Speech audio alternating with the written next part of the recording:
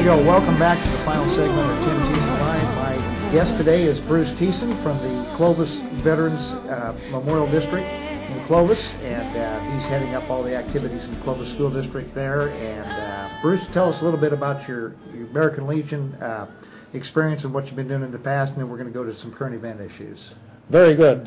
Tim, I just want to say thank you for the invite. I want to say to your audience as well that you're one of the few that ran for an office who showed some interest in veterans issues. Thank you. I'm the district manager for, as Tim said, for the Clovis Veterans Memorial District.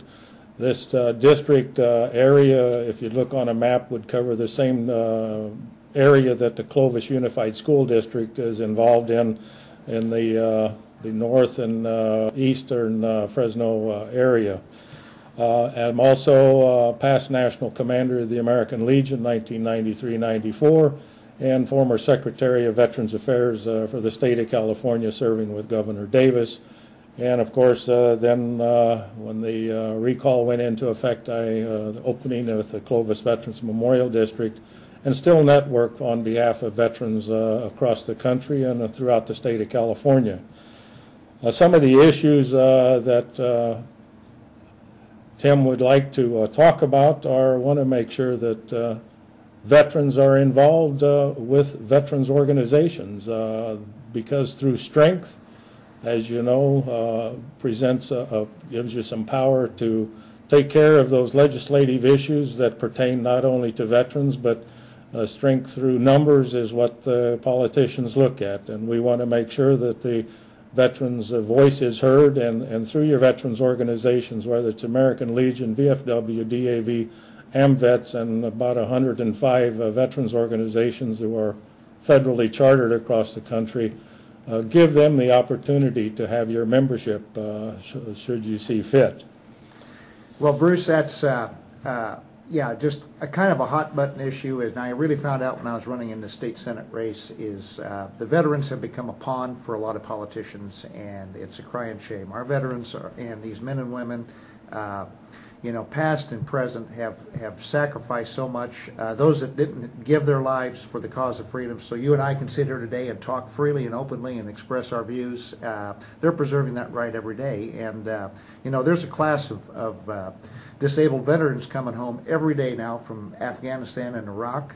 And the ones that are lucky enough not to come home in a body bag, if I can be so bold, we've lost some more local boys here recently. It's devastating, and it's all about the cause of freedom. And we need to really, I'm applying some heat, and I'm sure you are too, on our sitting politicians, that we need to recognize that these problems are, and these men and women have sacrificed so much for our country. And one project we do have going here in Fresno is a veterans home. If you have a little bit of information on that, what's going on, and I'm going to be bringing Charlie Waters on too soon to talk about that at length, but if you can kind of just bring us up to speed what's going on there. Well, in California we have 8 veterans homes on the books. You have Yountville up the Napa Valley. That's the oldest, was built back in the late 1800s and can house approximately about 1,200 veterans through all levels of care.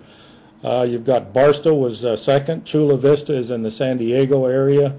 And then the latest one, Satakoy and Lancaster, smaller systems, and the level of care isn't into the skilled nursing as much as it is into the residential care. West LA is going to be the largest. It's going to be about 450 beds.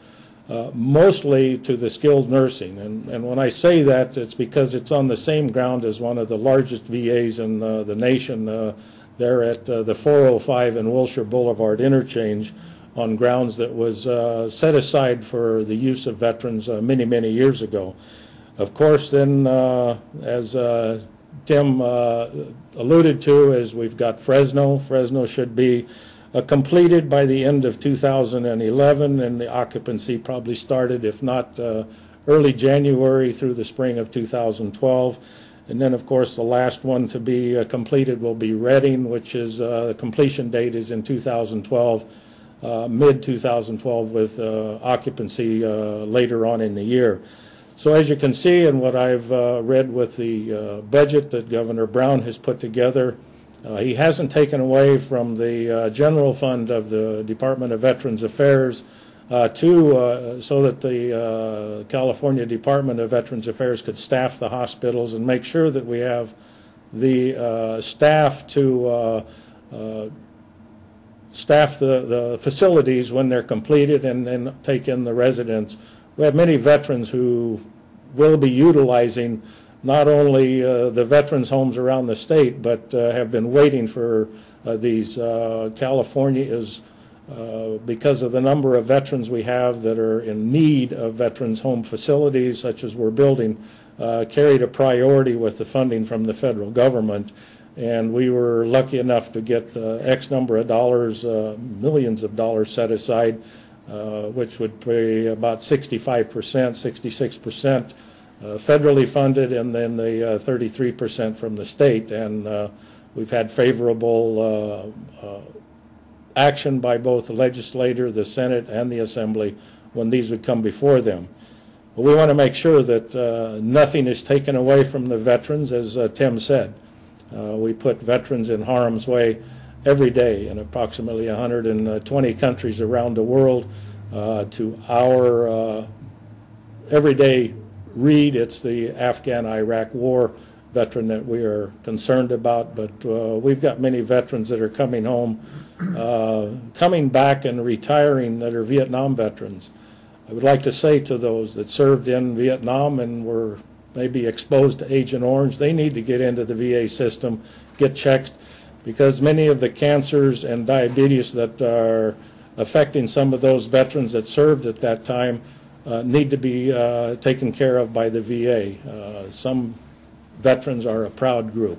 We don't ask much of our country, but when times are needed and we have an illness that might have been caused by our service to this great nation, the VA needs to step up and take care of the veterans without any delinquent or decline in the ability, so that all that the veteran is afforded is given to him.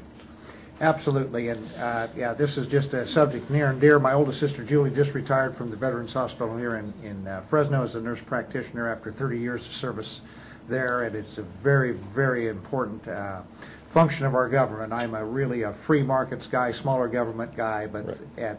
When it comes to the military and our veterans, we need to take care of this. This is a government responsibility, in my opinion, and we just can't let that down. Bruce, if you'll stay with me here for a minute as we're winding down next week's show.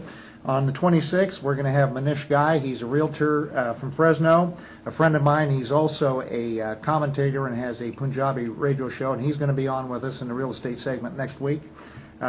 Chris Kapheim from Dinuba Alta Irrigation District is going to be on next week, and he's also on the board of directors for the Kings River Water Users Association. We're going to be doing a lot of water segments and shows. This is a big topic. This is the time that we need, now that we have water this year, we need to be talking about storage and what we need to do there. And then the final segment, we're going to be finishing up with my friend Nick Kovakovich from Fresno. He's a CPA, and you really want to pay attention to when Nick is here. Their tax laws are changing every year, and there's some things that you can take advantage of, and there's also walking through the tax code nowadays is like walking through a minefield, and you need to be extremely careful of what you do. And so Nick will be in here next week to talk with us about that. Coming up next, Chuck Leonard, the new internet phenomena on Central Valley Talk Live, is going to be on, and he's going to have Tony Martin from Fulton 55, a new venue coming to Fresno, and the Annette Ash Trio, and also Cooking with Poop today. And so we've got a great show coming up here. Chuck is a great guy. He's my favorite liberal, and we still manage to get along just fine. So anyway, and if you happen to see Mrs. Thiesen this afternoon, tell her I'll be home at 8 o'clock. Stay tuned for Chuck Leonard. This is Tim Thiesen for Tim Thiesen Live, and we'll see you next week. Thanks for tuning in.